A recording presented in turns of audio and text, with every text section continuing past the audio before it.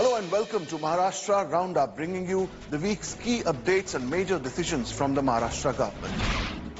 A grand event marking the 350th martyrdom anniversary of Guru Tegh Bahadur Ji was held in Navi Mumbai.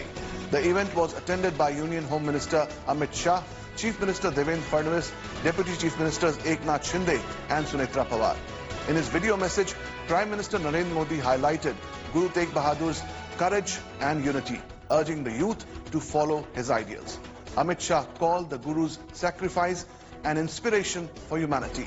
Devendra Fadnavis announced inclusion of his history in the curriculum and construction of a hospital, while Eknath Shinde and Sunetra Pawar described his sacrifice as a symbol of protecting humanity.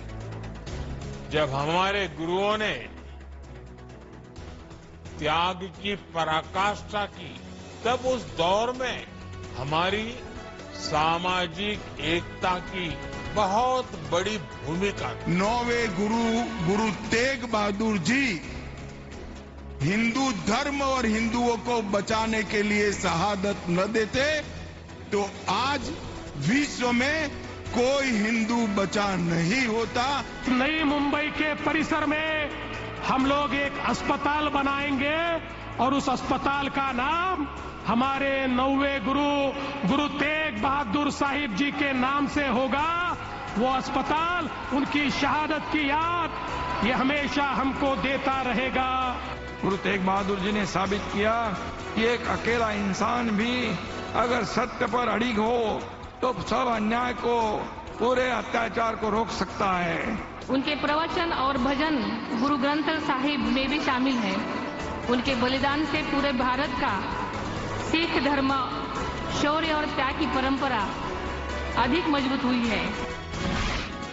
At a reception for a Canadian delegation in Mumbai, Chief Minister Devendra Fadnavis highlighted Maharashtra as a land of vast investment opportunities, inviting Canadian companies and universities to set up presence in the state. He underlined rapid growth in infrastructure, artificial intelligence, data centers, startups and agricultural innovation. Canadian Minister François-Philippe Champagne and New Brunswick Premier Suzanne Holt were present. Both sides discussed strengthening cooperation in investment, education technology, climate, finance and agri-tech, expressing confidence that stronger partnerships would benefit both regions.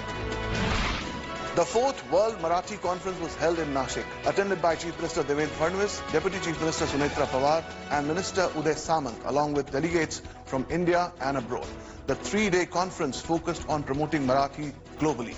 Fadnavis stressed the use of artificial intelligence and the creation of language laboratories to expand Marathi's global reach. Sunetra Pawar emphasized making Marathi not just a language of knowledge but also of livelihood. The event featured literary discussions, cultural programs and felicitation of contributors to the language. Marathi Language Pride Day was celebrated at Vidhan Bhavan with Chief Minister Devendra Fadnavis, Deputy Chief Ministers Eknath Shinde and Sunetra Pawar, Assembly Speaker Rahul Narvekar and Legislative Council Chairman Ram Shinde in attendance. Fadnavis described Marathi as the identity of the state and stressed increasing its use in administration and technology. Eknath Shinde emphasized connecting the younger generation with the language, while Sunetra Pawar highlighted the need to strengthen Marathi education in rural areas. The program also included cultural performances and honors for literary figures. Replying to the Governor's address in the Assembly, Chief Minister Devendra Fadnavis said Maharashtra is on track to become the world's 13th largest economy in the coming years. He clarified that Marathi will remain mandatory in schools and dismissed reports of schools closures as misleading. Defending Davos agreements as serious business engagements, he highlighted that the state attracts 39% of India's FDI. He also spoke about major investments in Gadchiroli, expansion of infrastructure, promotion of startups and MSMEs, job creation, farmer welfare initiatives, and the government's zero-tolerance policy against corruption. So those were the key highlights of this week's Maharashtra Roundup. We'll be back next week with more major updates. Keep watching India Today Television.